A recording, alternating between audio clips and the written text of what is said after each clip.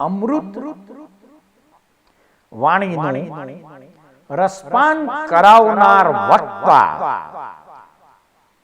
પરમ પૂજ્ય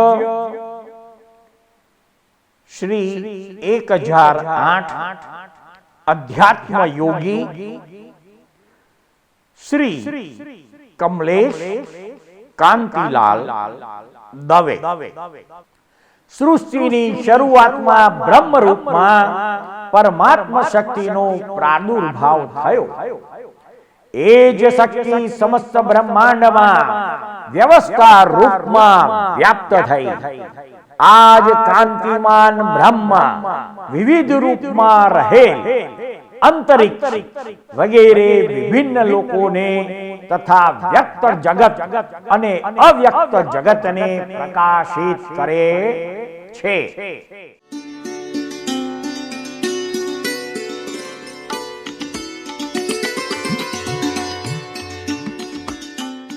એકાગ્રતાનું નામ જ ભક્તિ છે.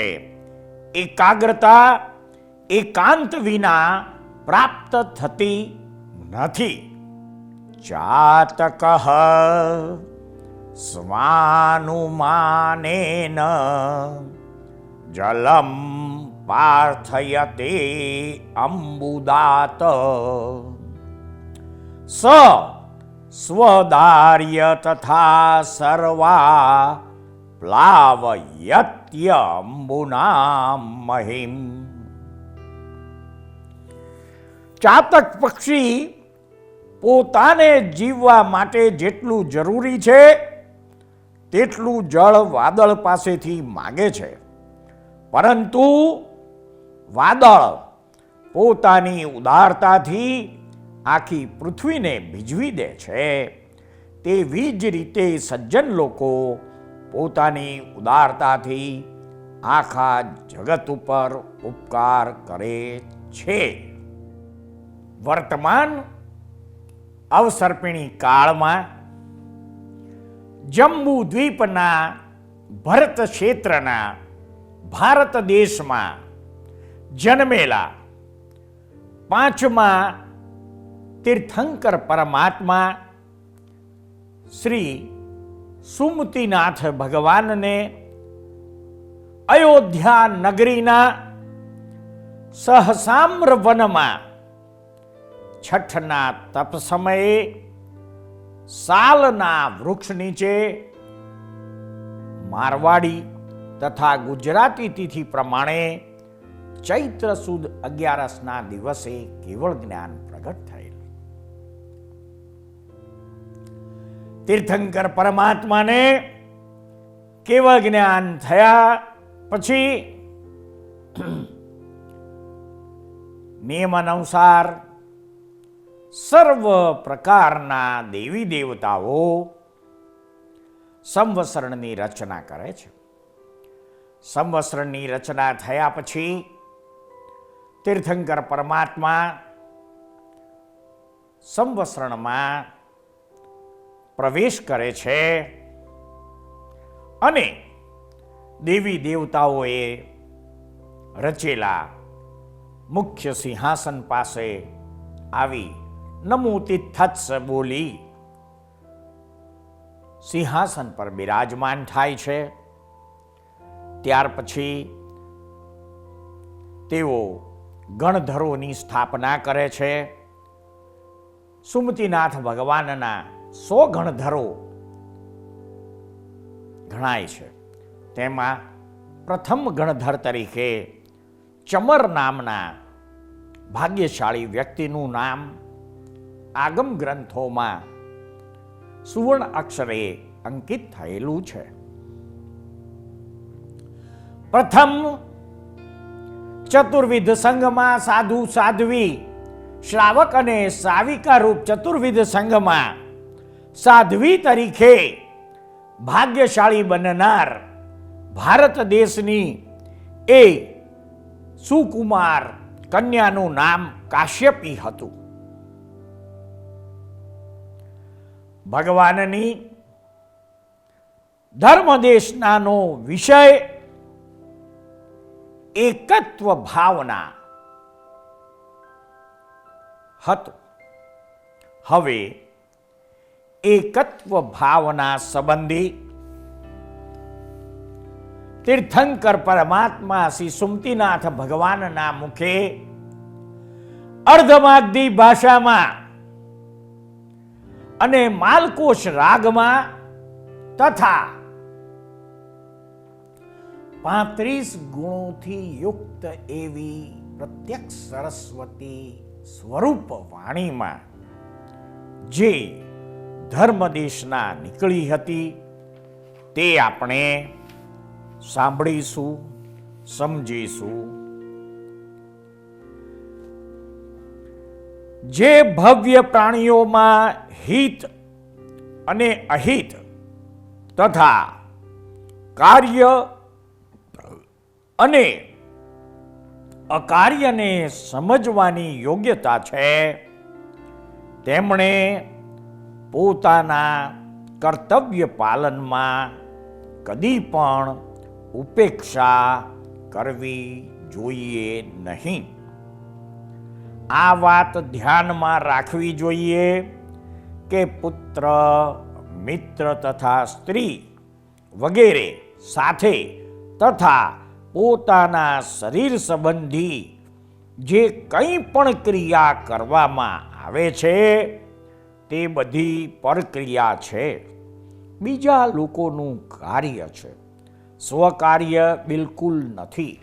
કારણ કે પોતાના આત્મા સિવાય આ જગતમાં બધું જ અને બધા જ પર છે, બીજા છે. આ બીજાઓનો સંયોગ ઉદય કર્મને આધીન ભાવજન્ય છે, જેનો વિયોગ થાય છે. જે વસ્તુ હંમેશા સાથે રહે છે તે જ સ્વ અર્થાત પોતાની હોઈ શકે છે, અને જેનો સમય જતા વિયોગ થાય છે તે હંમેશા પર ગણાય છે. આ જીવ એકલો જ જન્મ લે છે અને એકલો જ મરે છે. પોતાના સંચિત કરેલા કર્મનો અનુભવ પણ એકલો જ કરે છે. કોઈએ ચોરી કરીને લાવેલું ધન બધા કુટુંબીજનો મળીને ખાઈ જાય છે, પરંતુ ચોરીનો દંડ તો ચોરી કરનાર એકલો જ ભોગવે છે.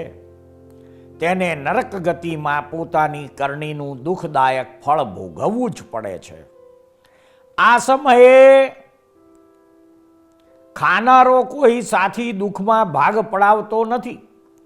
દુઃખરૂપી દાવાનળથી ભયંકર બનેલા અને અત્યંત વિસ્તારવાળા ભવરૂપી અરણ્યમાં કર્મને વશીભૂત થયેલ પ્રાણી અર્થાત મનુષ્ય એકલો જ ભટક્યા કરે છે. તે સમયે તેના કુટુંબી અને પ્રિયજનોમાંથી કોઈ એક પણ સહાયક થતા નથી. જે કોઈ પોતાના શરીરને જ સુખ દુઃખનું સાથી માને તો આ પણ બરાબર નથી. શરીર તો સુખ દુઃખનો અનુભવ કરાવનારું છે. એના જ નિમિત્તે આત્મા દુઃખ ભોગવે છે. રોગ, જરા અને મૃત્યુ શરીરમાં જ હોય છે. જો શરીર ન હોય તો એ દુઃખી પણ થતો નથી. જો શરીરને જ હંમેશ માટેનો સાથી માનવામાં આવે તો એ પણ વાત બરોબર નથી. ઔદારિક અને વૈક્રિય શરીર તો જન્મની સાથે બને છે અને મૃત્યુની સાથે છૂટી જાય છે. આ શરીર પૂર્વભવમાં સાથે આવતા નથી, ન તો આગળના ભવમાં સાથે જાય છે. પૂર્વભવ અને પુનર્ભવની મધ્યના ભવમાં આવેલા શરીરને હંમેશ માટેના સાથી કેવી રીતે માની શકાય? જો કહેવામાં આવે કે આત્માને માટે ધર્મ અથવા અધર્મ સાથી છે, તો એ વાત પણ સનાતન સત્ય નથી. કારણ કે ધર્મ અને અધર્મની સહાયતા મોક્ષ મેળવવામાં કંઈ ચાલતી નથી. માટે સંસારમાં શુભ અને અશુભ કર્મ કરતો જીવ એકલો જ ભટકતો રહે છે અને પોતાના શુભ અશુભ કર્મને યોગ્ય શુભ અશુભ ફળનો અનુભવ કરે છે. આ જ રીતે મોક્ષરૂપી મહાફળ પણ જીવ એકલો જ પ્રાપ્ત કરે છે. પરના સંબંધોનો આત્યંતિક વિયોગ જ મોક્ષ છે. મોક્ષમાં મુક્ત આત્મા એકલો જ પોતાના નિજ સ્વભાવમાં રહે છે. જે રીતે મનુષ્યના હાથ, પગ, મુખ અને મસ્તક વગેરે દોરડાથી બાંધી દીધા હોય અને તેને સમુદ્રમાં ફેંકી દીધો હોય તો તે મનુષ્ય સમુદ્રમાં તરીને કિનારે પહોંચી શકવા યોગ્ય રહેતો નથી. પરંતુ ખુલ્લા હાથપગવાળી વ્યક્તિ તરીને કિનારે આવી જાય છે. તે જ રીતે કુટુંબ, ધન અને દેવું વગેરેના આસક્તિરૂપી બંધનોમાં જકડાયેલો આત્મા સંસાર સમુદ્રને પાર કરી શકતો નથી અને તેમાં જ દુઃખપૂર્વક ઉપર નીચે આવ્યા કરે છે. આનાથી વિપરીત પરની આસક્તિથી રહિત, એકલો, સ્વતંત્ર, બંધ રહિત બનેલો આત્મા ભવસમુદ્ર પાર કરી જાય છે.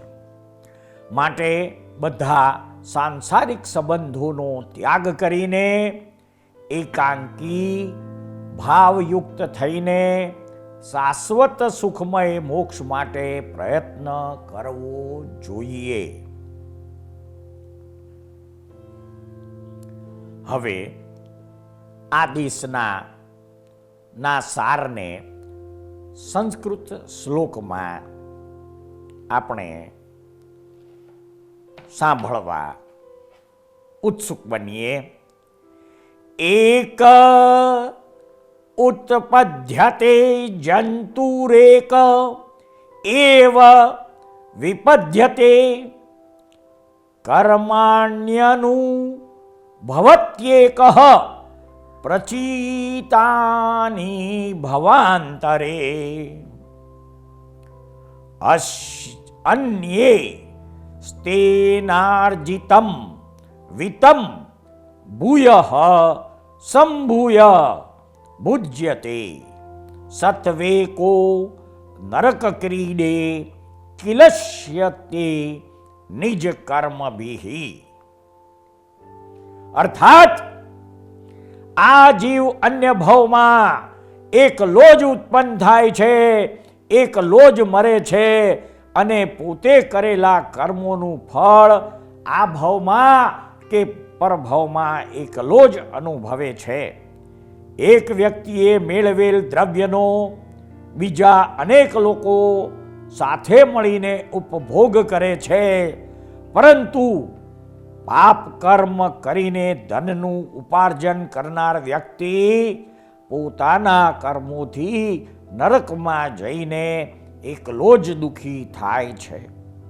માટે એકત્વ ભાવનાનો વિચાર કરીને આત્મહિત સાધવું જોઈએ. અહીંયા વર્તમાન અવસર્પિણી કાળના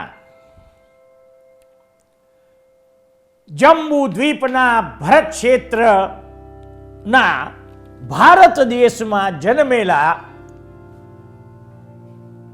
પાંચમા તીર્થંકર સુમતિનાથની ભગવાનની દેશના નો સાર પૂર્ણ થાય છે. હવે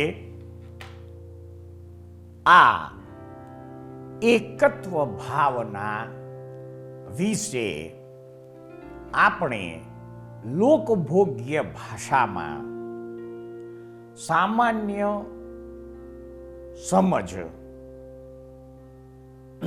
જાણવા ઉત્સુક બનીએ.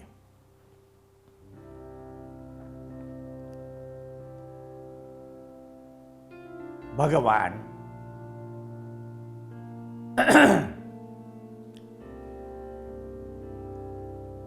શબ્દ આપણે બોલીએ છીએ અને પરમાત્મા શબ્દ પણ બોલીએ છીએ. લોકભોગ્ય ભાષામાં ભગવાન અને પરમાત્મા એક જ છે એવું સામાન્ય જન સમુદાય સમજે છે, પરંતુ ભગવાન અને પરમાત્મા વચ્ચે ખૂબ સૂક્ષ્મ પાતળી ભેદરેખા છે,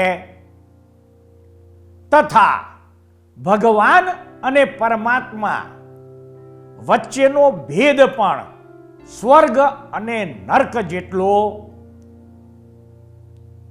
ભિન્ન છે. ભગવાન શબ્દ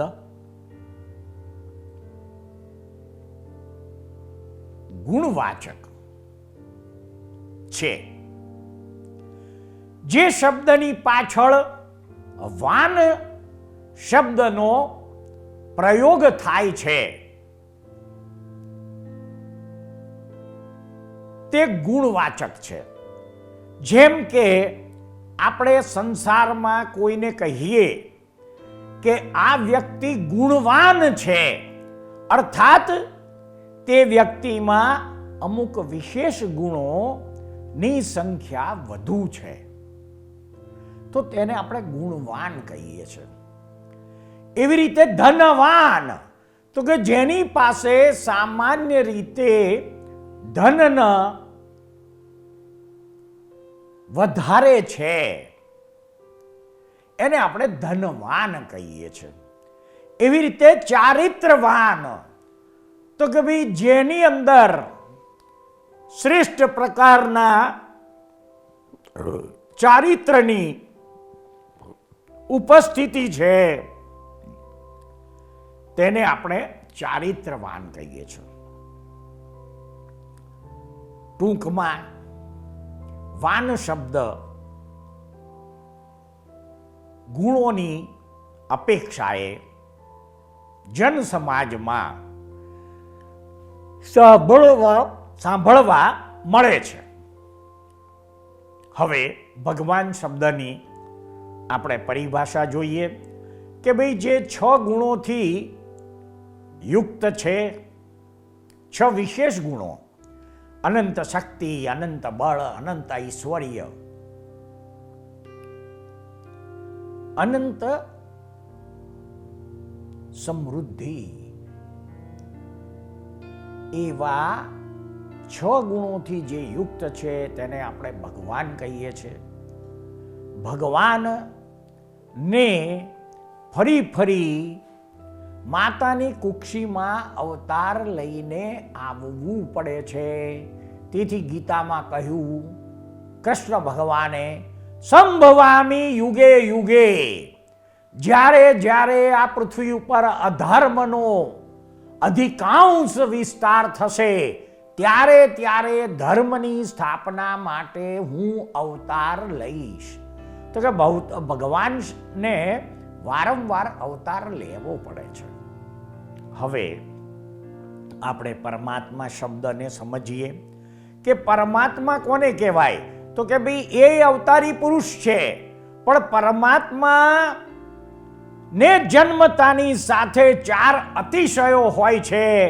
સામાન્ય રીતે એમનું શરીર ચરમ શરીર હોય છે, અર્થાત જલ્દીથી કપાય નહીં, જલ્દીથી બળે નહીં, તેવું વજ્ર જેવું મજબૂત હોય છે.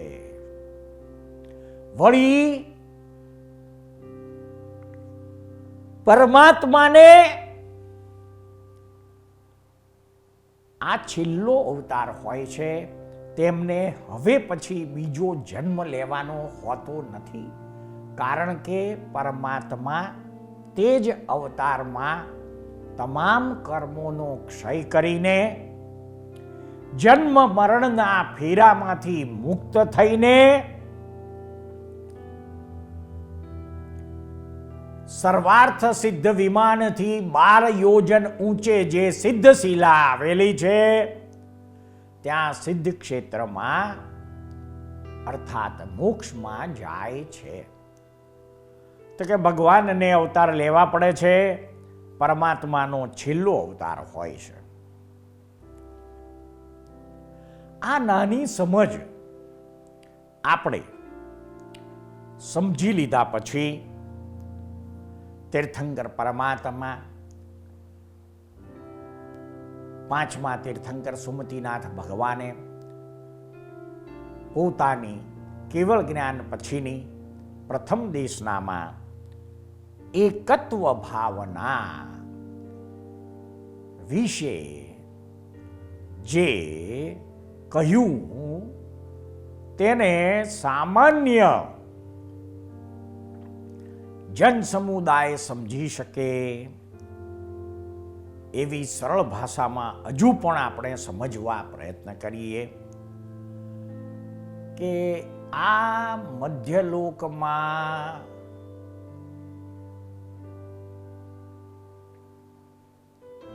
નિગોદમાંથી એકેન્દ્રિયમાં અને એકેન્દ્રિયથી પ્રગતિ કરતા કરતા પંચેન્દ્રિયમાં અને પંચેન્દ્રિયમાં પણ પાછા મનુષ્યપણે પ્રગતિ કરતા કરતા જીવ એકલો જ પોતાના પુરુષાર્થના બળે મોક્ષ માર્ગ સુધીની પ્રગતિ સાધે છે. હા, તેને તેના પુણ્ય કર્મના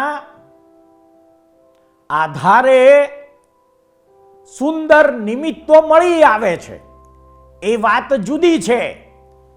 પરંતુ તેણે પ્રગતિ તો એકલા જ કરવી પડે છે. શુભ કે અશુભ કર્મ તેણે એકલા એ જ કરવા પડે છે. માર્ગ બતાવનાર ગુરુઓ,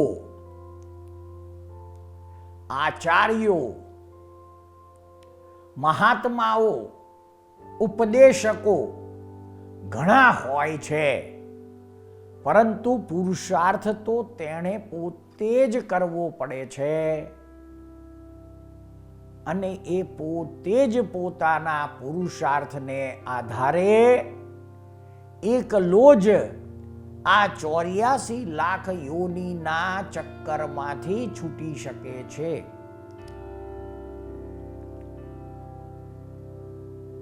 આ સૃષ્ટિમાં ઘણી સિદ્ધિ અને લબ્ધિ ધરાવનાર વ્યક્તિઓ પણ કોઈને મોક્ષે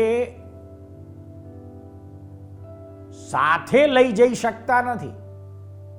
દરેક વ્યક્તિ પોતપોતાના સ્વયં પુરુષાર્થથી એકલા જ મોક્ષ માર્ગે પ્રગતિ કરે છે અને મોક્ષે જાય છે. સહાયક ધર્મગ્રંથો, ઉપદેશકો, ગુરુઓ, આચાર્યો, મહાત્માઓ તેના પુણ્યને આધીન તેને જીવનમાં ભેગા તો થાય જ છે. તેઓ માત્ર નિમિત્ત છે.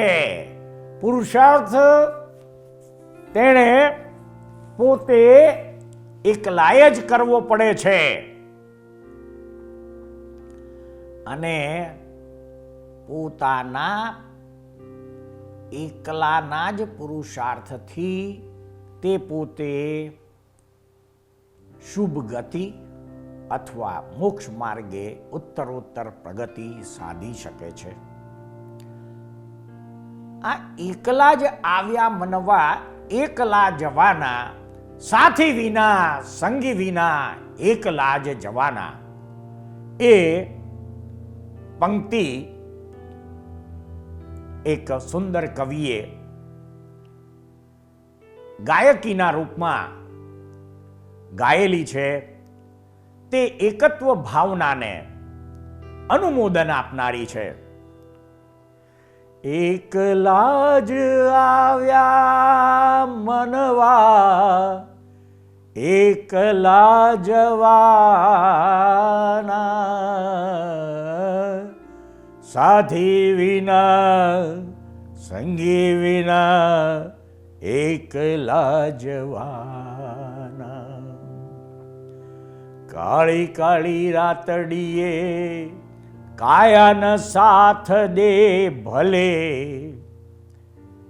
એકલા જવાના, સાથી વિના સંગી વિના એકલા જવાના. જેણે પણ આ ભજન પદ્ય સ્વરૂપે ગાયું છે તેવા વિદ્વાન વ્યક્તિને આપણે મનોમન ભાવથી નમસ્કાર કરીએ કે તેણે પદ્યના રૂપમાં અધ્યાત્મ જગતની ગહનમાં ગહન વાત કેટલા સરળ શબ્દોમાં મૂકી દીધી છે. એકત્વ ભાવના. હે જીવ, તું એકલો જ આવ્યો છે અને એકલો જ પુરુષાર્થ કરીને મોક્ષ માર્ગે જવાનો છે. આ વાત તું ભૂલતો નહીં.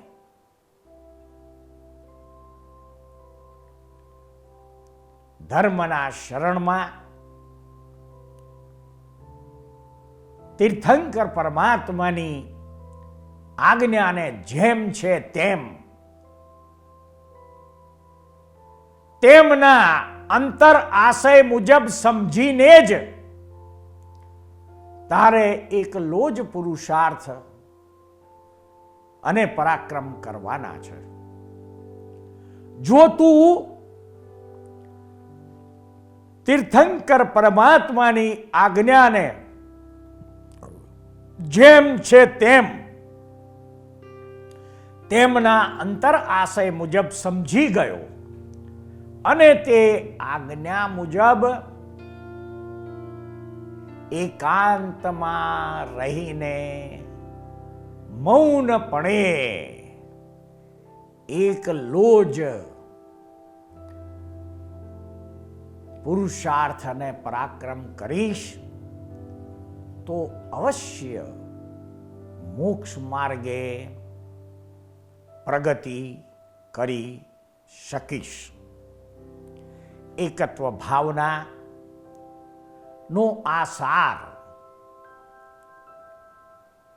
હવે એકલા પુરુષાર્થ કરવા માટે આપણે એકત્વ તો સમજી લીધું, પણ ભાવના, આ ભાવના શબ્દ પણ છે ને ખૂબ મહત્વનો છે. ભાવના એટલે જેને કોઈ જોઈ ના શકે, સાંભળી ના શકે, વાંચી ના શકે, મનમાં ગુપ્ત રીતે જે થાય છે, જેને કેવળ જ્ઞાની ભગવંતો સિવાય કોઈ જાણી શકતા નથી, જેને આપણે અંતરાશય કહીએ, એ ભાવના. તો કે ભાઈ ખરેખર છે ને શું કરવાની જરૂર છે? એકત્વ ભાવના તો બરાબર છે, તો કે સૌથી શ્રેષ્ઠ આ પૃથ્વી ઉપર જન્મેલ પ્રત્યેક જીવને સુખ ગમે છે, શાંતિ ગમે છે. તો કે ભાઈ આપણે એક ભાવના નિરંતર કર્યા કરવી. આ બ્રહ્માંડના સર્વ જીવો સુખ અને શાંતિને પામો. આ ભાવના પણ આપણે પોતે જ કરવાની છે, એકલાએ જ કરવાની છે, એકાંતમાં રહીને કરવાની છે, મૌનપણે કરવાની છે. અને આ ભાવના હું એકલો જ આવ્યો છું, એકલા જ જવાનું છે, અને આ બ્રહ્માંડના સર્વ જીવો સુખ અને શાંતિને પામો. તો એ બ્રહ્માંડના આ સર્વ જીવોમાં તમે પોતે પણ આવી ગયા, તમને પોતાને પણ સુખ અને શાંતિ સહજ મળશે જ. તમારે માત્ર આ ભાવનામાં રત રહેવાનું છે, નિરંતર હરતા ફરતા ઉઠતા બેસતા મનમાં એક જ ભાવના, આ બ્રહ્માંડના સર્વ જીવો સુખ અને શાંતિને પામો અને કેટલાક મોક્ષને પામો. એવી ભાવના, એકત્વ ભાવના એકલા એ જ કરવાની છે. એક જગ્યાએ બેસીને થાય તો શ્રેષ્ઠ છે, ના થાય તો જે ઉદય કર્મને આધીન આપણે જે પણ અવસ્થામાં હઈએ, હરતા ફરતા ખાતા ઉઠતા બેસતા, આ બ્રહ્માંડના સર્વ જીવો સુખ અને શાંતિને પામો અને કેટલાક મોક્ષને પામો. એવી ભાવના એકલા એ કરવાની છે, એકાંતમાં બેસીને કરવાની છે, મૌનપણે કરવાની છે. અને સાથે સાથે સુમતિનાથ ભગવાનના કેવળ જ્ઞાન થયા પછીના પ્રથમ દેશનામાં જે એકત્વ ભાવના, એ પણ સાથે સાથે યાદ રાખવાની. એકલા જ આવ્યા ને એકલા જવાના. આપણે કોઈના સાથીના સહકારની આવશ્યકતા નથી અને જરૂર પણ નથી, એ સમજી લેવાનું. હા, ઊંચા પ્રકારના નિમિત્ત મોક્ષ માર્ગમાં મળે તો તેનો અનાદર કરવાની આવશ્યકતા નથી, પણ જવાનું છે એકલા જ. એ એકત્વ ભાવના આપણે જેમ છે તેમ યથાર્થ સ્વરૂપે તીર્થંકર પરમાત્માના અંતર આશય મુજબ સમજી લઈશું તો આપણું આત્યંતિક કલ્યાણ નિશ્ચિત બને છે. સૃષ્ટિના અદ્ભુત રહસ્યો નામાભિધાનથી અલંકૃત થયેલી સિરિયલના એપિસોડમાં રજૂ થયેલી વાણીને શાંતિથી ધીરજપૂર્વક સાંભળનાર પ્રત્યેક શ્રોતાનો તથા આ સિરિયલ નિહાળનાર પ્રત્યેક દર્શકોનો અમો સાચા અંતસ્કરણપૂર્વક આભાર માનીએ છીએ. જય સચ્ચિદાનંદ.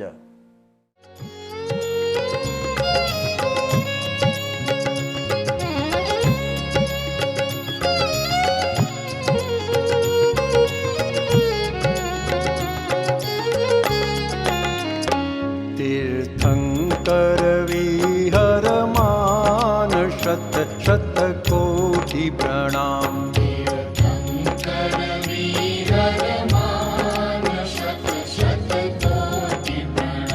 जय खुल्ला केवल ज्ञान.